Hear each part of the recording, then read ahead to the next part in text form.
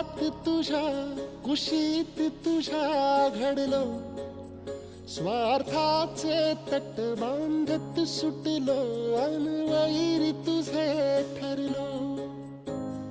चालवुनी वैराचे नांगर नासवली माती, छिन्न तुझ्या देहाची ही चाळण उरली आता हाती.